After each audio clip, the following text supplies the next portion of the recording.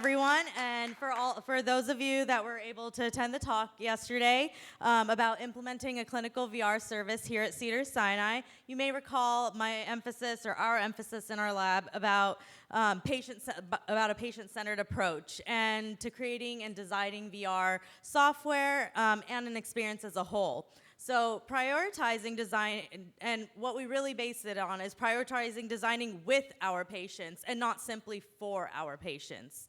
And to draw on that, I am pleased, not only pleased, but honored to be here with some of the patients today and that have used VR therapy. It is important to listen to these individuals and to learn from them, and beyond their 15-minute visit in a doctor's office or beyond being in a bed laying down in pain. So let's kind of get to know them and see where they are, and I'll have them introduce themselves. Hi, I'm Heather Bucalos. I am a registered nurse, a 2-time cancer survivor from Hodgkin's lymphoma, a stem cell transplant survivor, and a thriver. And I also love exercising and socializing and soap making. Thank you, And using virtual reality. Hi guys, my name is Harmon Clarke. I'm a musician and artist. I came into contact with Dr. Spiegel and the VR team about 5 years ago. 2 days before Christmas, the doctors had given me 6 months to live, and I'm here now. And I'm just really grateful to have found VR and the people like yourself who are making a difference in patients' lives. So thank you guys. Thank you. Good morning, everyone. My name is Clinton Jones. I'm a chiropractic doctor. I've been a chiropractor for 43 years. I played in the National Football League, and I've been in pain actually for about 40-something years. And so, and I have to say that at my young age of 78, this is the first time that I'm actually free of pain. No pain at all.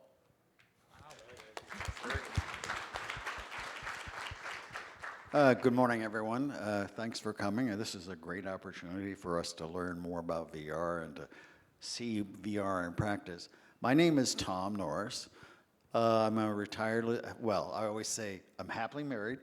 I'm a retired lieutenant colonel from the Air Force. I wound up with chronic pain as a result of too much radiation after treatment for testicular cancer. I've lived with chronic pain for about 37 years, and I have to give credit to Dr. Spiegel for introducing me to VR, because now I don't use any medications except a lidocaine patch once in a while to manage my pain. So thanks, Doc.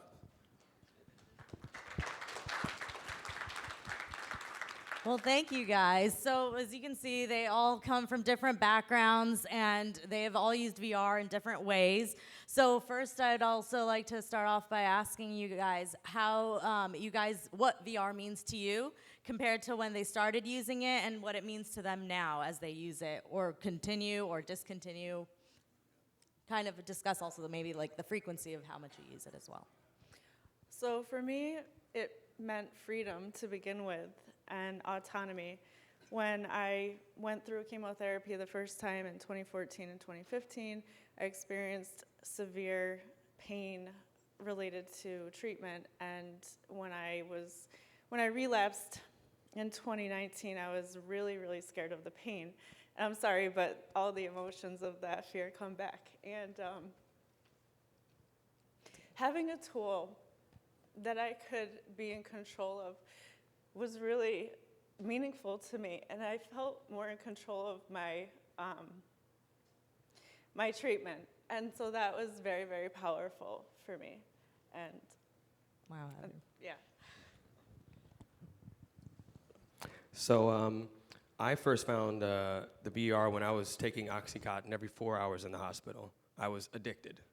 I was terminal, and I had no other alternatives. I mean, I had done yoga and breath work and all these things, but none of them gave me the relief that I needed, to live a normal day. And when I came into contact, early on, it was kind of gimmicky, and it was the time when we were marketing on the TV, and I'm gonna be honest, I was totally against it. When they walked into my room with that VR headset, I was like, get out of here, you guys. Like, bring my nurse, tell her to bring my pain meds in, and leave me alone. Like, that's what I told them. And the only reason why I listened to him is because Spiegel sat down, he took the time, and we actually did music that day. So I'm really grateful. But now this gives me a chance to manage my pain, to not have to take an outside substance. I got off my biological medicines, my antibiotics, my steroids. I don't even take Tylenol. I use cannabis and other natural things that aren't as addictive, and I'm just really grateful to share these tools with others now.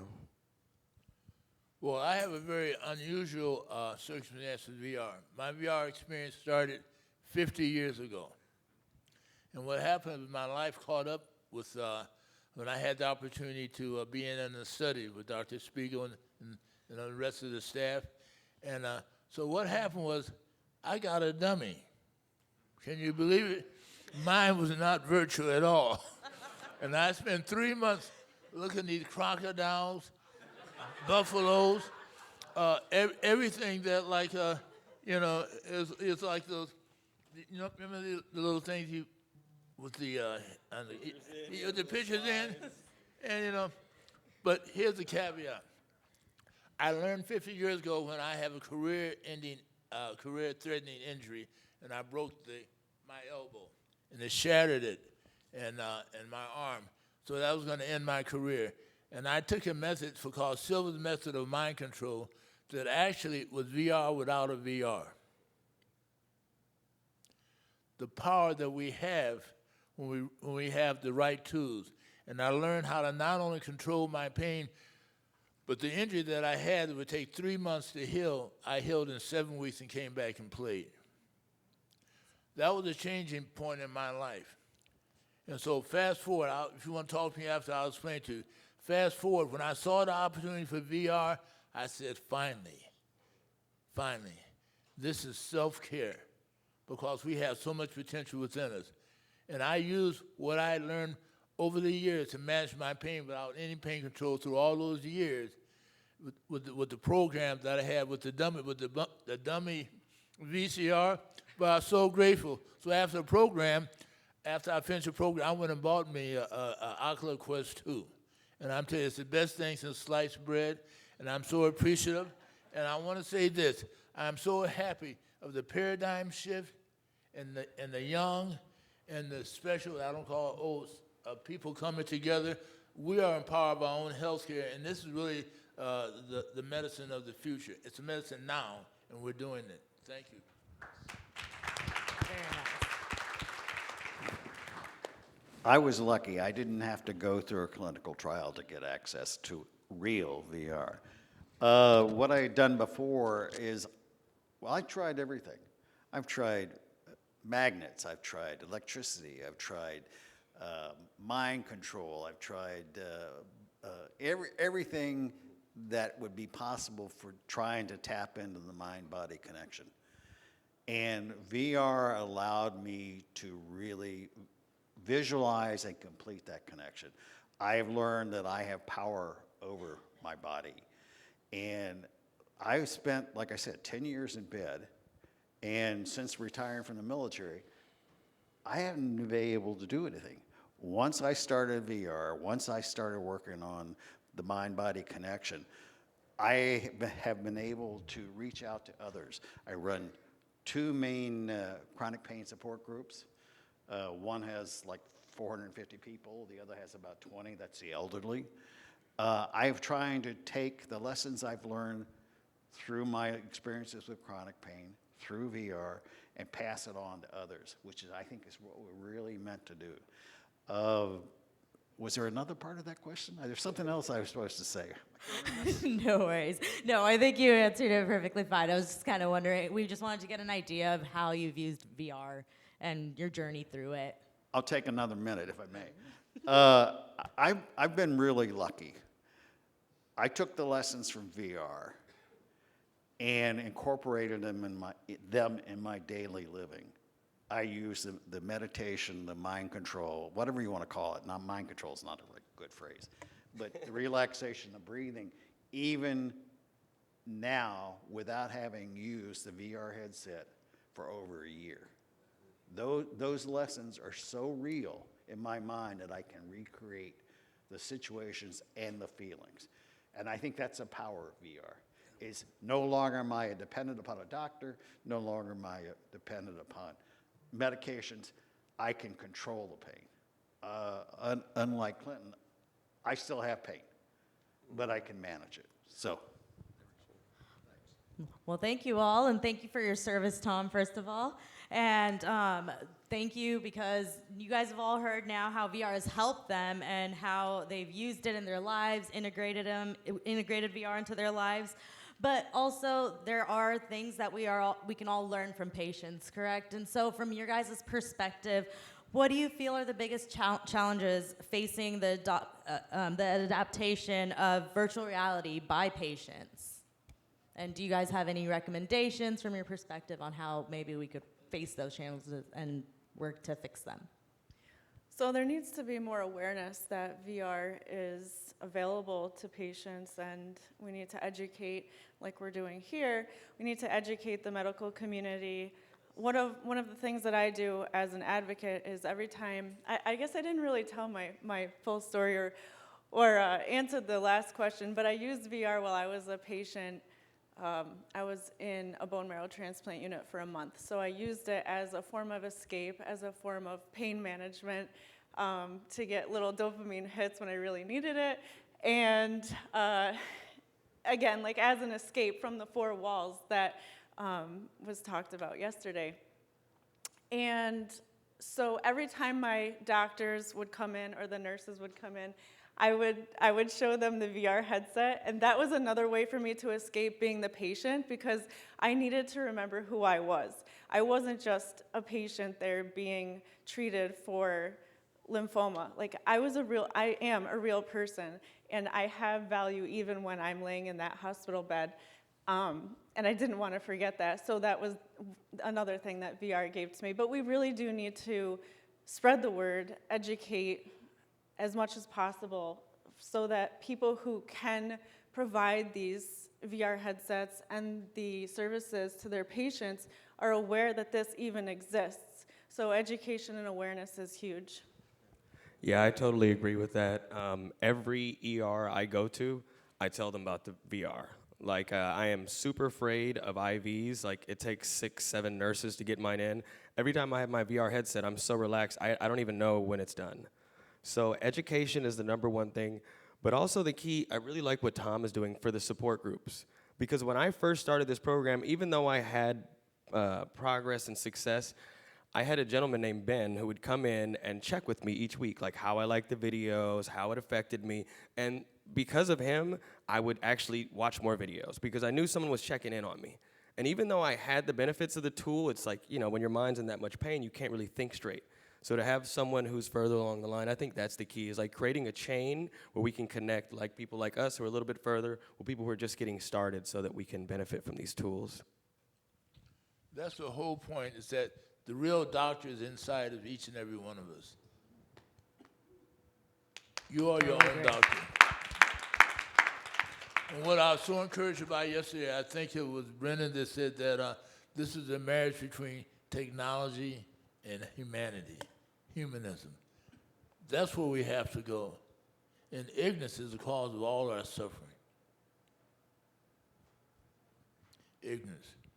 So our job is to educate ourselves, to empower each other, so that we can really see our interconnectedness, because we're all interconnected.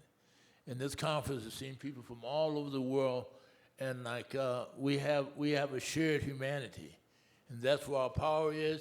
And so we have to educate those talking heads that think that they know everything, but not really on the battlefield with us. Great. I really have to say that I agree with everybody else. Education is the primary thing. I'm privileged to be able to speak to people across the nation, and I really push VR as a potential help for people with chronic pain. If I had to say something that needed to be improved, it's patient engagement, whether it's at the level of somebody interacting with their doctor or people, you know, working in their local or government community or actually participating in clinical trials. I was blessed to be part of a PCORI study, and I have to compliment Dr. Spiegel on his emphasis on patient engagement, because I was part of a committee and our voices were heard.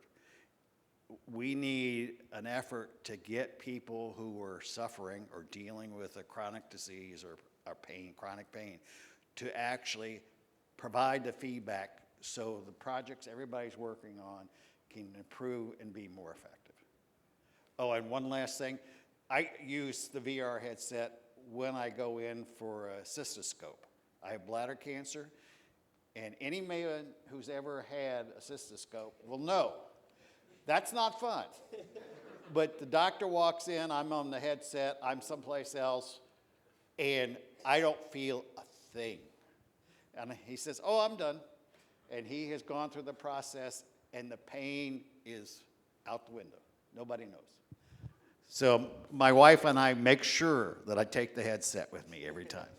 Thank you. Wonderful. Thank you for that. So one thing we've definitely learned so far is that all of you out there, you've been empowered with the knowledge of what we've been doing at this vMed conference about virtual reality and the power of virtual reality. So it would be beneficial to use your voices, even if it's in any way to advocate and help get the word out that there is a therapy like this out there. And one of the next questions to kind of ask and finish off this panel today is, how would you like to see the metaverse expand or evolve in the next 5 years within the healthcare realm? I just would like to see doctors recommending this. To be honest, I fight with my doctors. This is one of the few doctors I connect with. My old doctors are still pushing pain meds and steroids, antibiotics, biologicals, and I'm like, guys, I'm past that. I know it's a fear thing because I've been terminal so many times, but at this point, like, this is the only way I can live. Like, when I was on those medicines, I wasn't living, you know? So I'm just really grateful, and I just want to work easier with my doctors so that these things can be prescribed and insured so that our patients can actually heal. So that's what I look forward to. It's your body. I'm fortunate to have a doctor, the Cedars-Sinai doctor. He listens to me. We worked as a team. You own your own body, period. And nobody can tell you what to do with your body. So you have to demand what you deserve, and that's respect, compassion, and wisdom. And you have to have the courage to get that from your providers, because you deserve it. You know? And so together with that kind of consciousness, we're going to make a change for the well-being of everyone. Always waiting for you. Basically, in the next 5 years, I see a continuation of the efforts I see outside for improving access, applicability to chronic diseases or problems. I really see VR being beneficial for treatment of mental health. I think the pandemic has opened an opportunity for everybody. If you go 5 years down the road, if you do the education and you get people involved, I don't think there's any limit to what people can do with VR. I mean, it's a great education process. I'm hoping that we progress to the point where we are emphasizing even more the mind-body connection and getting people away, from doctors. And I agree with Clinton. You know, we have power within us, and I think everybody needs to recognize that. And this is just one way to do it. I would just like to see more providers be inspired by the awe of VR, and I think that we can all be a part of that and spread the awesomeness of virtual reality. That's wonderful. So what a wonderful discussion we've had here today. And I'd like to once again thank the panelists, the patients, the individuals for standing up and advocating for VR and giving us a very candid overview of your experience with VR and what you'd like to see for the future. So Harmon, I hear you have a little something special planned for us. So like I said, I was really skeptical about doctors. And I'm going to be honest, like I told them to get out with the VR headset. And I said, well, look, I'll let you guys stay if you do a rap with me. And this is the last thing I'm expecting at a Jewish hospital from some doctor. Like, are you serious? Like, I was like, this is going to for sure get him out of here. And he starts beatboxing. And I'm like, what? And ever since then, we've been music buddies and friends, and this is my medicine. This is what I do every day. Every day I wake up and I sing. Even when I was in the hospital, I go down and play the piano every day. So I want to share with you guys my medicine, and I want to ask Dr. Spiegel. First of all, can we thank Dr. Spiegel for making this possible? Woo! Appreciate you, brother. And I want to thank his wonderful parents who made the most amazing man that I've ever come with. Please give them a wonderful round of applause. So now I think, we're going to set up and do some music. So I need you guys to sing because we're doing this is a lovely day for me. I didn't think I'd be here, and I'm pretty sure these guys have had those times too. So we're going to get set up and we're going to jam. While they're setting up, can we give the panelists a round of applause for joining us and speaking so candidly again? I think it'd be,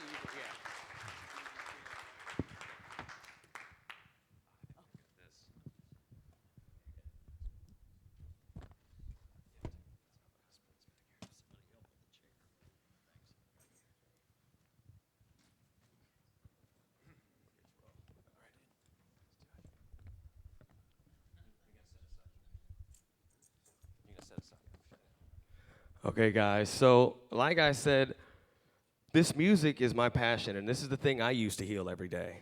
So I want you guys to sing with me as we sing Lovely Day, okay? I know you know this word, and what we're going to do is we're going to harmonize the room. That's what I'm here to do, right? We're all water, and when we sing these frequencies, it combines us. So you ready for this, Beagle? I'm ready, but I got to tell them what I'm doing over here. All right, break it down for Is him. this mic working, by the way? Okay, there it is working? All right, so you guys can't see, but I have a machine right here. This is called a loop station. And so what I'm going to do is I'm going to make noises with my mouth, and then I'm going to loop it through this thing and start layering it. So everything you hear is coming out of my mouth, okay? That's how this is going to work, and do my best. I run conferences. I don't beatbox normally. But He's creating this on the fly from his own. All right. We'll get this thing ready now. Let me know you want me to kick it. You ready for this? Hey, Doc, drop that beat.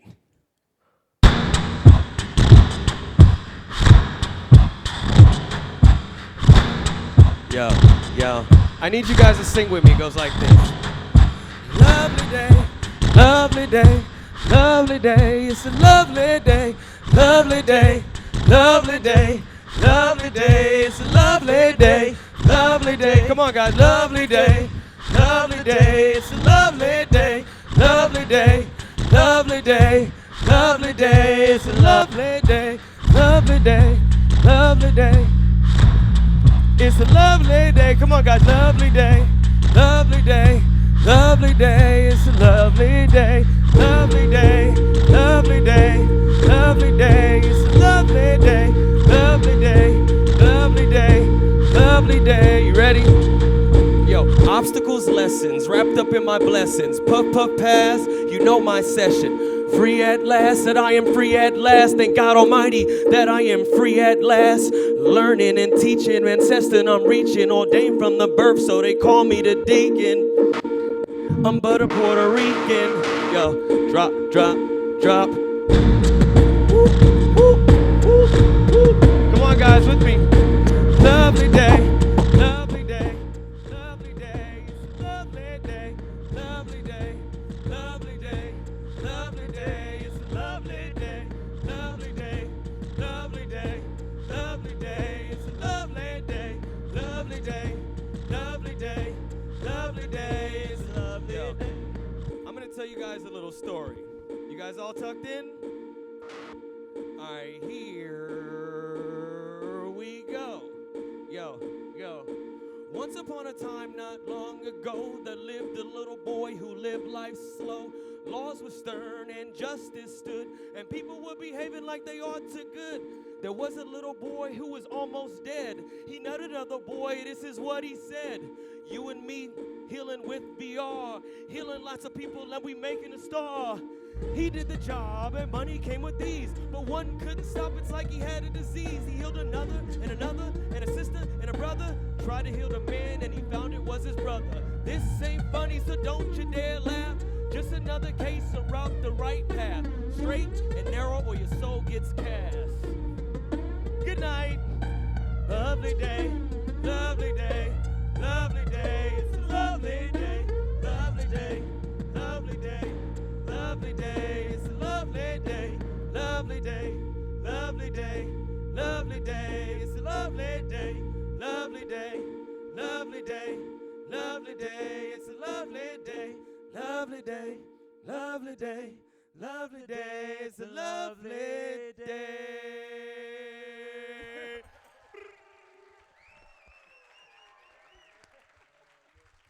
Thank you guys. Appreciate you, and I love you.